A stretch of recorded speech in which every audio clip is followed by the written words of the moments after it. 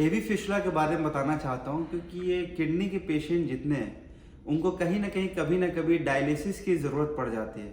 Dialysis कराने के लिए जो सबसे बेस्ट टेक्निक बोला जाता है वो एवी फिशुला बोला जाता है।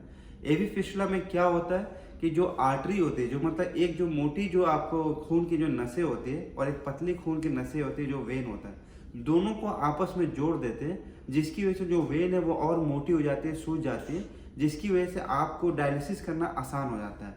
तो इस पूरे पूरे कनेक्शन को, जो आर्टरी को वेन से हम जोड़ते हैं, उस चीज़ को हम बोलते हैं एवी फिशुला। तो ये किस में ज़रूरत पड़ सकता है एवी फिशुला? वो सारे पेशेंट जो सीकेडी के पेशेंट है जिनके किडनी खराब हो चुके हैं, उनको डायलिसिस की ज़रूरत पड़ेगी।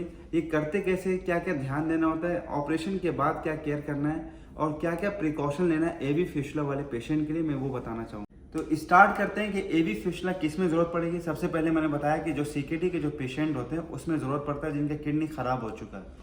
ये क्यों बनाते हैं? क्योंकि डायलिसिस की ज़रूरत पड़ेगा और डायलिसिस करने के लिए सबसे अच्छा टेक्निक होता है एवी। ये कहाँ कहाँ बनाना होता है, बनाने से पहले क्या क्या ध्यान देना है, तो सबसे पहले आपको बता दो कि लेफ्ट हैंड में ज़्यादा बनाते हैं जो नॉन डोमिनेटेड हैंड होता है, और राइट हैंड में बाद में बनाते हैं। अगर ये बिल्कुल ख़राब हो गया तभी जाके इसका यूज़ करते हैं।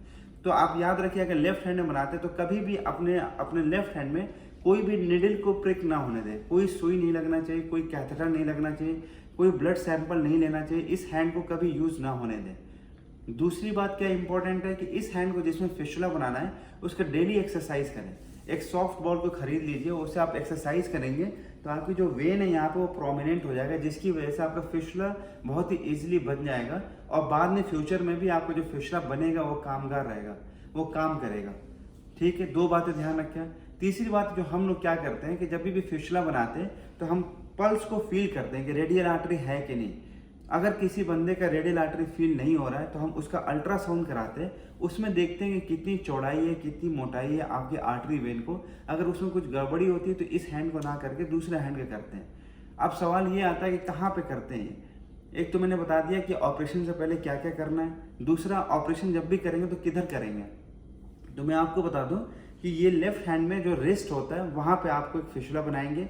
एक तो सबसे पहले यहाँ बनाते हैं, क्योंकि यहाँ पे जैसे ये हार्ट है, यहाँ से सारी सप्लाई जाती है, जैसे जैसे दूर तक सप्लाई जाएगी तो मोटाई और चौड़ाई कम होता जाता है। तो कई बार देखा जाता है कि जो डिस्टल एंड है, जो सबसे लास्ट वाले एंड पर अगर फिशुला बनाते हैं तो कभी कभी ये बन नहीं पाता और वो काम नहीं कर पाता है। तो सबसे पहले हम चूज़ करते हैं यहाँ बनाने के लिए। अगर यहाँ से बन नहीं पा रहा तो हम फोर आर्म पे यहाँ पे ले लेंगे, एल्बो पे। अब अगर मान लो कि यहाँ पे भी अगर किसी का बना हुआ ख़राब हो गया, काम नहीं कर पा रहा है, तो हम दूसरा चूज़ करते हैं यहाँ पे।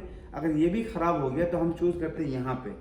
अब मान लीजिए पूरा का पूरा ख़राब हो गया तो हम तब आपके आएंगे राइट साइड पे। फिर उसके बाद वैसे ही हम सिक्वेंसली ऐसे फिशुला बना सकते हैं। तो ऐसे फिशुला का मान लीजिए दोनों हाथ ही ख़राब हो गया, कहीं पे भी जगह नहीं बची कि आपका फिशुला बनाने के लिए, तब कहाँ बनाएंगे? तो हम पेरिटोनियल डायलिसिस करते हैं, जो पेट के अंदर एक ट्यूब डाल देते हैं, उसके थ्रू डायलिसिस करते हैं। ये सारे तरीके होते हैं डायलिसिस करने का, जो आपको पता होना चाहिए। तो सबसे पहले मैंने बताया कि लेफ्ट हैंड को चूज़ करेंगे। इसमें क्या होता है, कैसे बनाते हैं, ये कम से कम 45 मिनट से 1 घंटे का प्रोसीजर होता है। इस प्रोसीजर में हम आपको जो है सिर्फ लोकल एनेस्थीसिया देते हैं, पूरी बॉडी को सुन नहीं करते और इसमें कोई पेन नहीं होता है। ऑपरेशन के दौरान कुछ रिस्क होता है जो सबको जानना चाहिए कि जब भी ऑपरेशन कर रहे हैं तो पता चला जब ऑपरेशन किया तो उसमें आपका वेन जो है बहुत ही पतला दिखा, या ऐसा हुआ कि जो आर्टरी है बहुत ही पतली दिखी और उसकी वजह से हम आपस में जोड़ नहीं पाएंगे।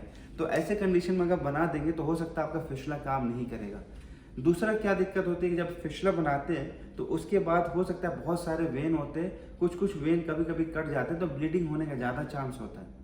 तीसरी बात और है कि जो सीकेडी के मरीज जो होते हैं उनके अंदर ऐसे ही जो है कोआगुलेशन की जो क्षमता होता है, मतलब जो ब्लीडिंग को रोकने का जो पावर होता है वो ऐसे कम होता है, जिसकी वजह से ब्लीडिंग और ज़्यादा होने की संभावना है। और क्या दिक्कत हो सकती है, तो ऑपरेशन करने के बाद जो है कि आपको ऑपरेशन जब हो जाएगा तो फिशुला में हो सकता है पस बन जाए, इन्फेक्शन हो जाए, जिसकी वजह से आपका फिशुला काम नहीं करेगा। तो ये सारी चीज़ें हैं, लेकिन ये सारी जो मैंने बताया है ये ऐसा हर बार नहीं होता है, बहुत ही रेयर होता है, लेकिन हो सकता है। अब ये मान लीजिए ऑपरेशन हो गया, उसके बाद क्या केयर करना है, तो सबसे पहले हम ये बताते हैं कि जब आपके यहाँ ऑपरेशन हो तो आप हाथ को ऐसे उठा के रखे रहें। इससे क्या होगा कि ग्रेविटी के हेल्प से जो भी यहाँ पे फ्लूइड इकट्ठा होगा वो सारा नीचे चला जाएगा, जिसकी वजह से आपको हीलिंग में पावर मिलेगा। 1 दिन तक रखने के लिए बोलते हैं, हाथ को ऐसे उठा के रखने के लिए, और 1 दिन जब खत्म हो गया तो उसके बाद नीचे हाथ को कराते हैं। उसके बाद जो फिशुला साइड को हम चेक करते हैं कि कहीं कोई ब्लीडिंग तो नहीं है। उसके बाद ये ध्यान रखना कि इसमें कोई बहुत ही टाइट जो है अगर ड्रेसिंग लगा के रख लेंगे तो आपका हो सकता है फिशला बंद हो जाए। तीसरी बात ये कि आप कभी बीपी यहाँ से मेजर नहीं करेंगे, वरना बीपी मेजर करेंगे तो हो सकता है कि आपका फिशला खराब हो जाए। तीसरी बात और सबसे इंपॉर्टेंट बात है कि अगर कोई आप बीपी की दवा खा रहे हैं या कोई डायलिसिस करा रहे हैं तो डायलिसिस आप कोशिश करें कि हेपारिन फ्री डायलिसिस कराएं, जिसकी वजह से थ्रम्बस ना बने। मतलब कि जो फिशला जो बनाया हुआ है उसमें अगर क्लॉट जम जाएगा कहीं से तो हो सकता है आपका फिशला खराब हो जाएगा।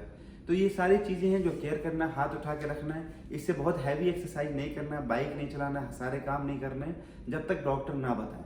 अच्छा, जब फिशुला बन जाए तो आप कैसे बताएंगे कि आपका फिशुला सही बना है या असली में काम करेगा कि नहीं? तो सिंपली आप फिशुला के ऊपर अपने 2 फिंगर को रखें और फील करें, आपको कुछ मूवमेंट से फील होगा जिसको हम थ्रिल बोलते हैं। अगर ये है तो इसका मतलब आपका फिशुला काम कर रहा है।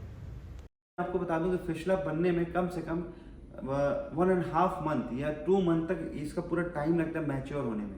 उस पूरे मैच्योरेशन के टाइम में आपको ध्यान रखना है कि कहीं फिशला पे कोई चोट ना लगे, कोई ट्रॉमा ना लगे, कहीं एक्सीडेंट ना हो। ओके, अगर कई बार देखा जाता है कि अगर किसी का फिशला बन भी गया तो जब जाते हैं कैनुलेट कराने के लिए, डायलिसिस कराने तो करा नहीं पाते हैं। तो ऐसे कंडीशन में आपको डॉक्टर के पास आना पड़ता है, क्योंकि कई बार देखा जाता है जो फिशला जो बना हुआ है वो आपस में अगर सही से नहीं बना है तो दूसरे वेन जो है पूरा हाथ सूजन आ जाता है। जब पूरा हाथ सूज जाए तो ऐसे में सबसे पहले डॉक्टर के पास आ जाए और हाथ को ऐसे ऊपर उठा के रखें, सूजन कुछ कम होगा। उसके बाद हम देखेंगे कौन से वेन में ज़्यादा ब्लड फ्लो हो गया, उस वेन को अगर हम बांध देंगे, टाई कर देंगे तो हो सकता है आपका सूजन सही हो जाएगा। इससे आप घबराएं नहीं। और क्या हो सकता है दिक्कत कि कभी कभी जब हम फिशला बनाते हैं तो कभी कभी अनजाने में मरीज का वहाँ ब्लीडिंग होने लगता है और इतना तेज ब्लीडिंग होती है कि लाइफ उसमें लगता है कि डेंजरस हो गया। ऐसे कंडीशन में आपको लाइफ बचानी है तो सबसे पहले कहीं पे भी आप देखें, कोई भी चीज़ पकड़े और अपने सबसे फिशला के जस्ट ऊपर यहाँ पे आप खूब तेज टाइट करके पट्टी बांध लीजिए या कुछ भी टॉर्निक पे लगा लीजिए। कैसे भी करके यहाँ पर ब्लड को सप्लाई को रोकना ताकि ये आपका ब्लीडिंग रुक जाए। अगर ये ब्लीडिंग करता रहेगा तो आपको क्या होगा कि ब्लीडिंग से आपका जान का खतरा है। अब एक बार ये रुक गया, यहाँ टाइट करके बांधे, तुरंत आप भाग के डॉक्टर के पास आए, हम लोग चेक करेंगे कहाँ से आपका ब्लीडिंग हो रहा है। उसके बाद उसको हम बंद कर देंगे तो हो सकता है आपका ब्लीडिंग रुक जाएगा और आपका लाइफ बच सकता है। ये बहुत ही डेंजरस कॉम्प्लिकेशन है जो कई लोग बेचारे इस चीज़ से परेशान हो जाते हैं। ये ऐसे कॉम्प्लिकेशन बहुत रेयर होता है, ज़रूरी नहीं कि सब में हो जाए। अगर हो गया तो इसके लिए मैं बता रहा हूँ। उसके बाद एक बार जब पूरा फिशला बन गया तो आप इस साइड से सो सकते हैं, इस साइड से हल्का फुल्का काम कर सकते हैं, बाइक भी चला सकते हैं। जब एक बार मैच्योर हो जाए तो किसी किसी को कंप्लेन होता है कि बहुत ज़्यादा फ्लो होता है, बहुत सूजन आ गया, तो ऐसे में हम रिवाइज आपको करना पड़ जाता है, दूसरे हाथ में फिशला बनाना पड़ सकता है। अब मान लीजिए दोनों हाथ में भी फिशला अगर कहीं जगह नहीं बचा है तो आप इवन पैर में भी बना सकते हैं, लेकिन उसका देखा गया है कि फंक्शन बहुत ज़्यादा बचता नहीं है। लेकिन सबसे बेस्ट होता है कि आप नीचे से स्टार्ट करें फिर उसके बाद ऊपर जाए। इन सारी चीज़ों में सबसे इंपॉर्टेंट चीज़ ये है कि आपको इन्फेक्शन से बचना पड़ेगा, ब्लीडिंग से बचना पड़ेगा और एक्सपर्ट्स यूरोलॉजिस्ट या कोई भी जो बनाते हैं फिशला जो बहुत ही एक्सपर्ट हो उनके पास जाना पड़ेगा, क्योंकि फिशला इतना आसान नहीं होता है। 2 चीज़ों को आपस में जोड़ना वो भी बहुत ही बारीक चीज़ होता है जो बहुत ही मुश्किल का काम है। अगर आपको कोई डाउट है तो आप मुझसे पूछें।